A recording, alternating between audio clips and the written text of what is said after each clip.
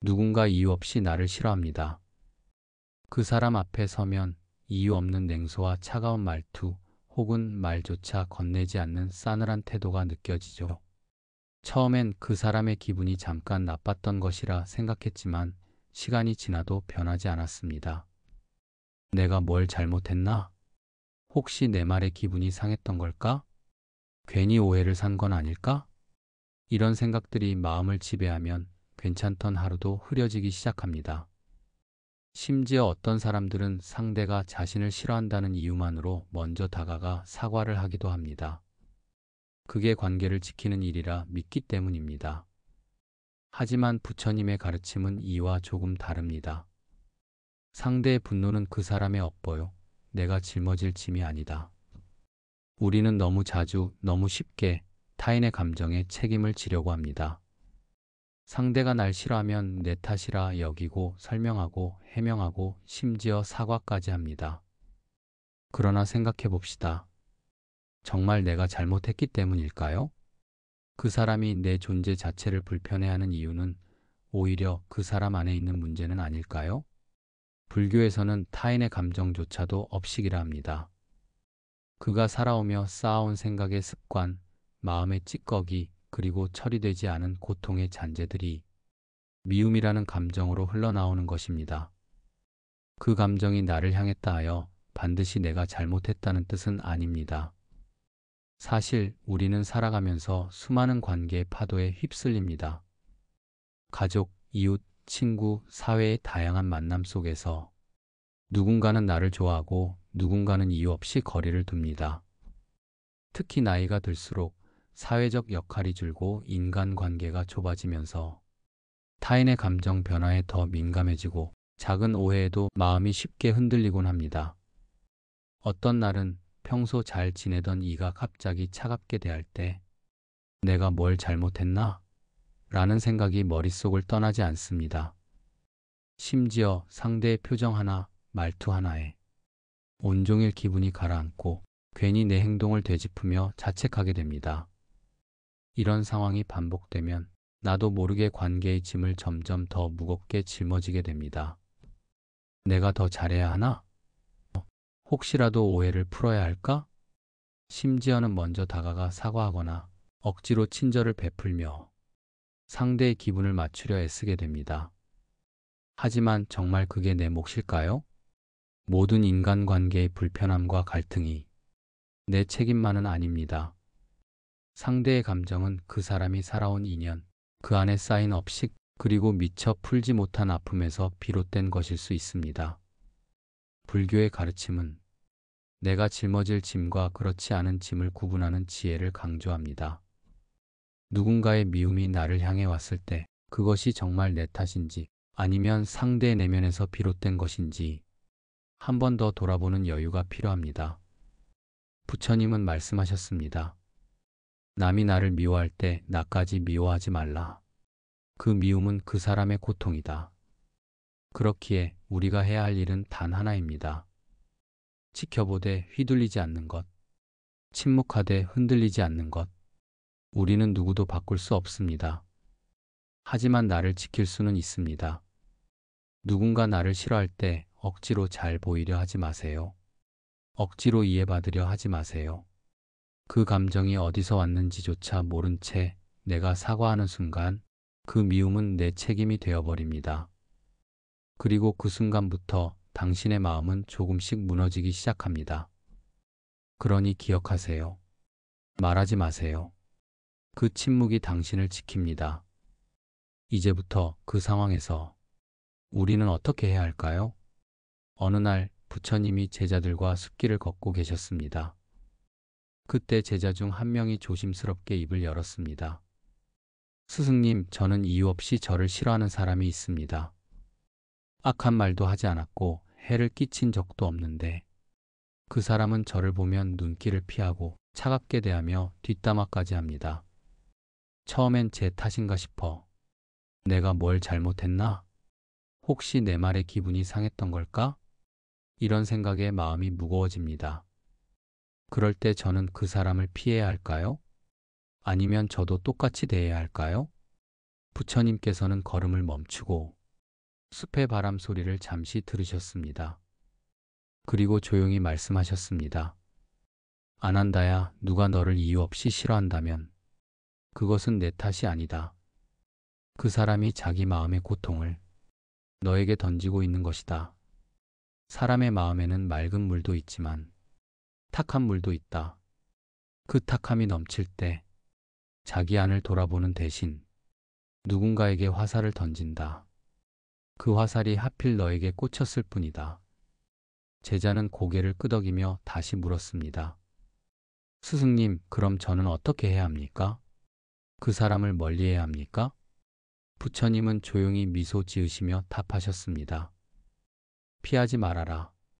그 사람은 너를 싫어하지만 너는 그 사람을 싫어하지 않아도 된다. 피하는 순간 너는 그 사람이 만든 감정의 그물에 스스로 걸리는 것이다. 마주하라. 그러나 끌려가지 말라. 그 사람의 미움이 내 삶의 방향을 결정하게 하지 마라. 그날 저녁 부처님은 제자들을 둘러앉히고 이야기를 이어가셨습니다. 너희는 누군가 너희를 싫어할 때 어떻게 대응하느냐? 사리불이 대답했습니다. 스승님, 저는 그 사람의 눈을 피합니다. 괜히 말을 섞지 않고 불편한 자리를 만들지 않으려 합니다. 못 갈라놔도 말했습니다. 저는 속으로 이렇게 말합니다. 저 사람이 왜 나를 싫어하는지 모르겠다. 하지만 괜히 나까지 싫어지면 손해니 무관심이 낫다고 생각합니다. 부처님은 잠시 눈을 감으셨다가 말씀하셨습니다. 그대들은 피하고 있고 외면하고 있고 무시하고 있구나. 그러나 진정한 지혜는 피하지도 무시하지도 않고 그 사람을 있는 그대로 바라보는 데서 나온다. 제자들은 그 말의 뜻을 쉽게 이해하지 못했습니다. 불편한 사람을 그대로 마주한다는 것이 두렵고 힘든 일이었기 때문입니다. 부처님은 조용히 덧붙이셨습니다. 누군가의 미움 앞에서 내가 무엇을 잘못했는지 자신을 먼저 의심하기 쉽다. 그러나 그 질문보다 더 먼저 해야 할 것은 이 미움은 어디서 오는가? 이다. 상대가 나를 미워하는 이유가 내 잘못이 아니라 그 사람 내면의 불편한 감정 때문임을 알게 되면 그 미움조차도 이해의 대상이 될 수 있다. 이해는 하되 그 감정을 내 마음에 받아들이지 마라. 제자 중 한 명이 다시 물었습니다. 스승님, 그럼 저는 그 사람에게 인사를 해야 합니까? 아니면 그냥 모른 척 해야 합니까? 부처님은 고개를 끄덕이며 말씀하셨습니다. 존재감 있게 침묵하라. 말을 아끼되 몸은 피하지 말라. 상대가 인사를 받아주지 않아도 너는 내 할 도리를 하라. 내 인사는 나의 도이고 선택이다. 상대의 태도에 따라 자신을 흔드는 사람은 아직 자기 안에 중심이 없는 사람이다. 또 다른 제자가 조심스럽게 말했습니다. 스승님, 저는 그 사람이 저를 뚫어져라 바라볼 때 마음이 불편해집니다. 그럴 땐 어떻게 해야 합니까?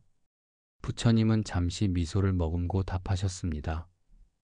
그 사람의 시선이 너를 흔들게 하지 마라. 그 시선은 그 사람의 불안, 그 사람의 미움, 그 사람의 업식이 흘러나오는 것이다.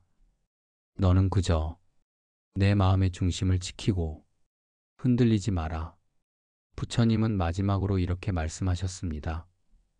남이 나를 미워할 때 나까지 미워하지 말라. 그 미움은 그 사람의 고통이다. 너는 그 고통을 내 마음에 들이지 마라. 말하지 마라. 그 침묵이 너를 지킬 것이다. 제자들은 그날 밤 부처님의 말씀을 곱씹으며 자신의 마음을 돌아보았습니다. 누군가의 미움 앞에서 더 이상 자신을 탓하지 않고 상대의 감정에 휘둘리지 않으며 그저 침묵 속에서 자신의 중심을 지키는 연습을 시작하게 되었습니다. 그리고 시간이 흐르자 제자들은 누군가의 미움이 더 이상 두렵지 않게 되었고 오히려 그 사람을 연민의 눈길로 바라볼 수 있게 되었습니다. 그 미움이 상대의 아픔에서 비롯된 것임을 진심으로 이해하게 되었기 때문입니다. 이것이 바로 부처님께서 가르치신 관조의 지혜이자 침묵과 중심의 힘입니다. 누군가 이유 없이 당신을 미워할 때 당신의 마음은 오히려 더 단단해질 수 있습니다. 그 침묵과 중심이 당신을 지켜줄 것입니다. 어느 날 제자가 스승에게 물었습니다. 스승님, 저는 요즘 사람들과의 관계가 너무 힘듭니다. 누군가는 저를 싫어하고 누군가는 제 뒷담화를 합니다. 처음에는 억울해서 해명도 하고 잘 보이고 싶어 노력했지만 오히려 점점 더 지치고 상처만 깊어졌습니다. 저는 도대체 어떻게 해야 합니까? 스승은 잠시 침묵한 뒤 물끄러미 제자를 바라보며 말했습니다. 너는 독이 든 찻잔을 건네는 자에게도 예의 바르게 인사하며 그 찻잔을 마시겠느냐? 제자는 깜짝 놀라며 고개를 저었습니다. 아닙니다. 제가 왜 독이 든 찻잔을 마시겠습니까? 스승은 고개를 끄덕이며 조용히 말했습니다. 그런데 너는 지금 그 찻잔을 계속 마시고 있지 않느냐? 그들이 주는 말, 그들의 시선, 그들의 감정이 독이 되었는데 너는 그 독을 마시고 또 마시고 있구나. 그리고 해명이라는 이름의 말로 되려 그 독을 더 퍼뜨리고 있단다. 이 짧은 대화 속에 불교적 지혜가 응축되어 있습니다. 타인의 감정, 타인의 판단, 타인의 시비는 내가 받아들이지 않으면 그저 공중에 흩날리는 먼지일 뿐입니다. 그런데 우리는 스스로 그 먼지를 품고 들이마시고 다시 토해내며 괴로워하는 것입니다. 부처님께서는 말씀하셨습니다. 누가 너를 욕하더라도 너는 그 욕을 받지 않으면 그 욕은 그 사람에게로 되돌아간다. 이것이 침묵의 공덕입니다. 말하지 않음으로써 나는 내 업을 짓지 않으며 타인의 업도 받아들이지 않습니다. 침묵은 소극적인 무반응이 아니라 오히려 적극적인 자기 보호이며 지혜로운 거리두기입니다. 냉정함 또한 마찬가지입니다. 우리는 냉정이라는 단어에 차가움과 무정함을 떠올리지만 불교에서 말하는 냉정은 감정을 억누르거나 배척하는 것이 아닙니다. 냉정이란 감정의 바람에 흔들리지 않는 고요한 중심을 말합니다. 말하자면 지혜로운 관망입니다. 그 누가 나를 미워하더라도 그 미움에 동조하지 않는 냉정함, 그 누가 나를 오해하더라도 오해를 정면 돌파하지 않는 침묵의 힘, 그것은 결국 내가 나를 지키는 가장 확실한 방법이 됩니다. 우리는 자주 사람들 사이에서 증명하려 듭니다. 나는 나쁜 사람이 아니야. 나는 그런 의도가 아니었어. 제발 나를 오해하지 마. 하지만 인연이 성숙하지 않으면 아무리 많은 말을 해도 그들은 들을 준비가 되어 있지 않습니다. 듣지 않을 귀에 아무리 부드러운 말을 해도 그것은 공허하게 울릴 뿐입니다. 그러니 말하지 마세요. 변명하지 마세요. 억울함도 서운함도 굳이 털어놓지 마세요. 당신이 그것을 말하지 않는다고 해서 약한 것이 아닙니다. 오히려 더 강한 것입니다. 말하지 않음으로써 지혜는 깊어지고 냉정함으로써 마음은 단단해집니다. 그 침묵과 냉정 속에 부처님의 가르침은 조용히 피어납니다. 김영수 씨는 평범한 60대 은퇴자입니다. 젊은 시절엔 직장에서 바쁘게 일했고 가족을 위해 헌신하며 살아왔습니다.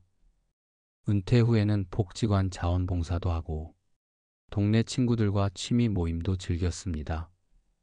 그러던 어느 날 산책 모임에서 새로 들어온 회원 한 명이 영수 씨에게 유독 차갑게 대했습니다. 인사도 제대로 받지 않고 일부러 말을 피하는 듯 했습니다. 영수 씨는 처음엔 내가 뭘 잘못했나? 혹시 전에 무심코 한 말이 기분을 상하게 했나? 하고 자책했습니다. 그날 이후로 그 회원이 신경 쓰이고 모임에 가는 발걸음이 무거워졌습니다. 며칠 뒤 그 회원이 영수 씨에 대한 험담을 했다는 이야기를 들었습니다. 이유도 알 수 없는 오해와 냉소, 싸늘한 시선에 영수 씨는 마음이 상했습니다. 내가 뭘 그렇게 잘못했을까?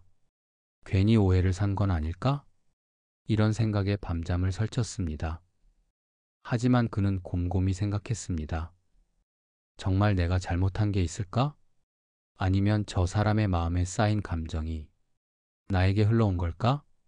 불교에서 말하는 업식, 즉 그 사람이 살아오며 쌓아온 감정과 습관이 나를 향해 표출된 것일지도 모른다는 생각이 들었습니다. 영수 씨는 명상 모임에서 배운 대로 자신의 감정을 억지로 누르지 않고 조용히 관찰하기로 했습니다. 나는 지금 억울하고 속상하구나. 이 감정을 있는 그대로 바라보며 상대의 감정에 휘둘리지 않으려 애썼습니다.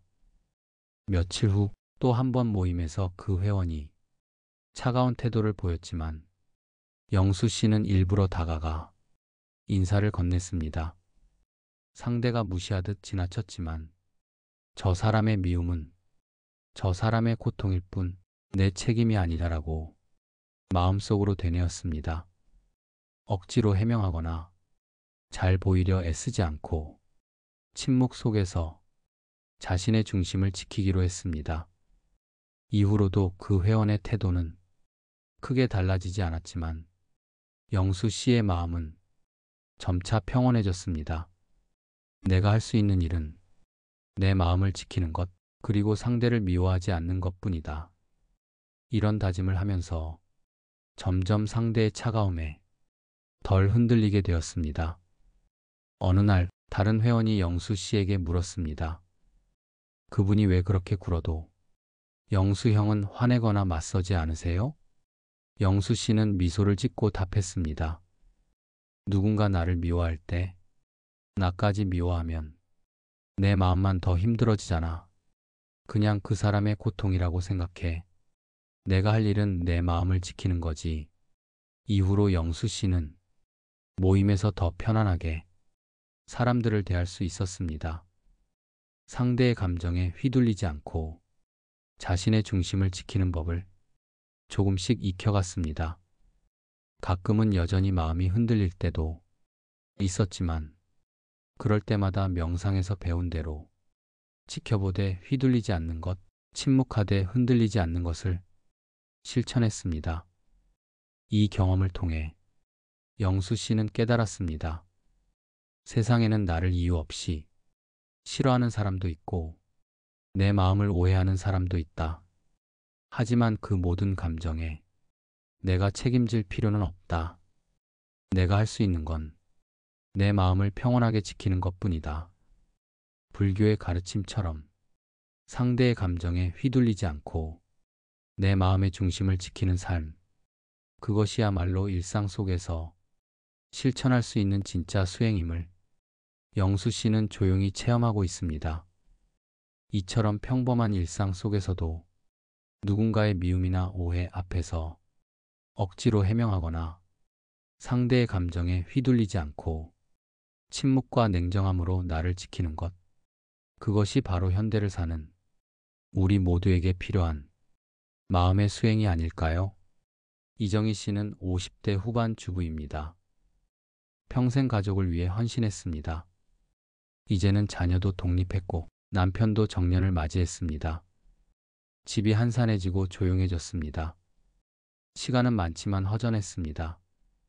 새로운 삶의 활기를 찾고자 수채화 동호회에 가입했습니다. 그림과 친구들이 위안이었습니다. 하지만 한 회원이 거리를 뒀습니다. 말을 걸면 짧게만 대답했고 은근히 소외시키는 느낌이었습니다. 내가 실수했나 자책했습니다. 그 회원의 말투가 떠나질 않았습니다. 모임이 점점 부담스러워졌습니다. 그만둘까 하는 생각도 들었습니다. 그러다 불교의 한 구절을 떠올렸습니다. 그 사람의 감정은 그의 업식이다. 정희 씨는 마음을 가라앉히고 그 회원의 태도에 억지로 해명하거나 잘 보이려 애쓰지 않기로 했습니다.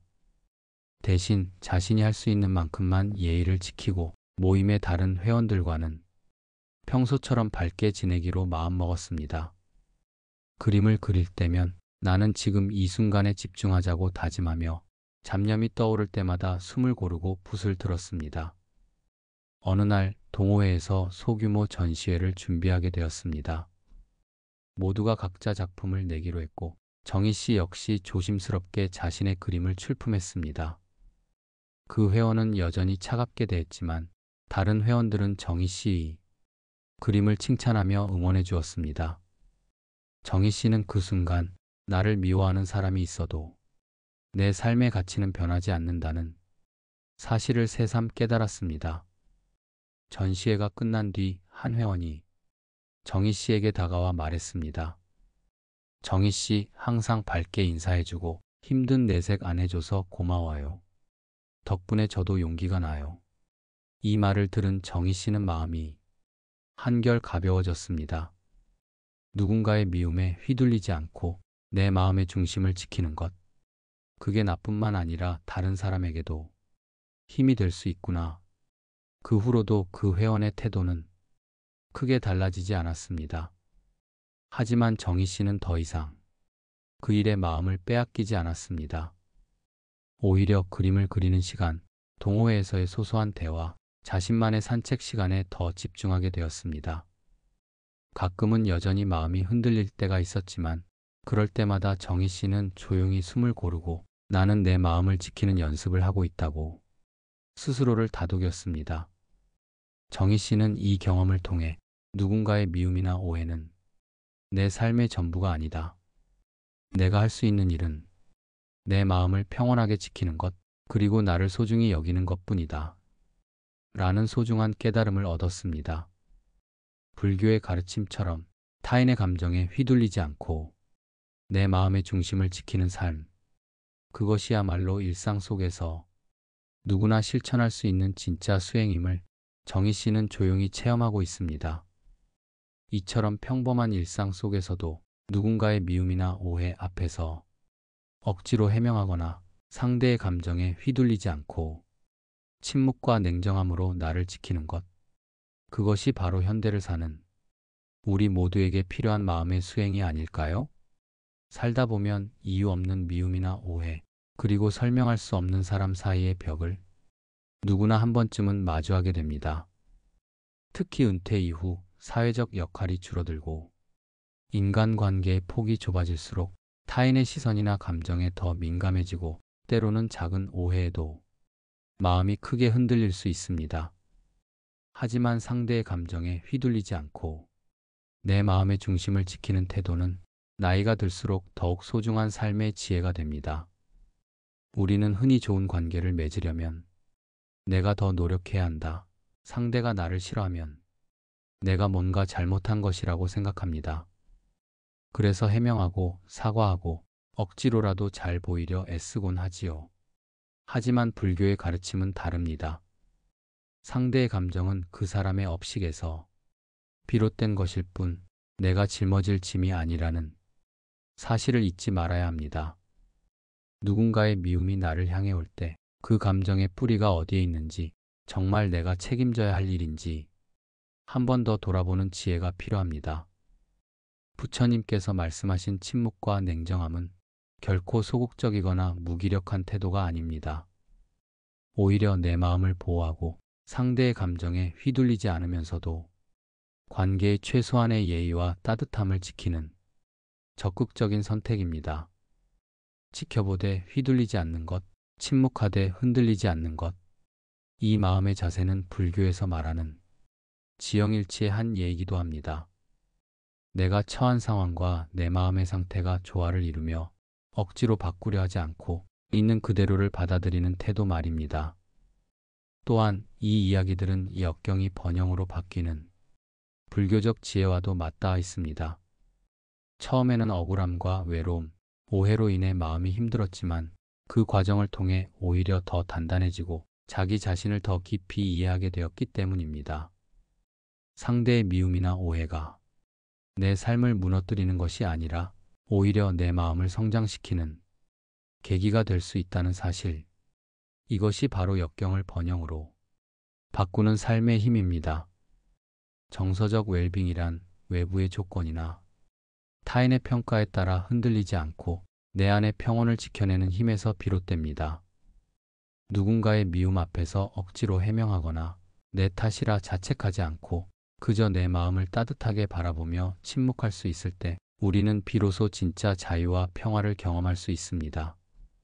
이런 태도는 단지 나 자신만을 위한 것이 아닙니다. 내가 중심을 지키고 흔들리지 않을 때 오히려 주변 사람들에게도 더 넓은 이해와 연민을 전할 수 있습니다. 상대의 미움이나 오해를 내 마음에 들이지 않고 그저 그 사람의 고통으로 바라볼 수 있을 때 우리는 더 깊은 공감과 자비, 마음을 키워갈 수 있습니다. 나이가 들수록 관계의 폭은 좁아질 수 있지만 마음의 깊이는 더욱 넓어질 수 있습니다.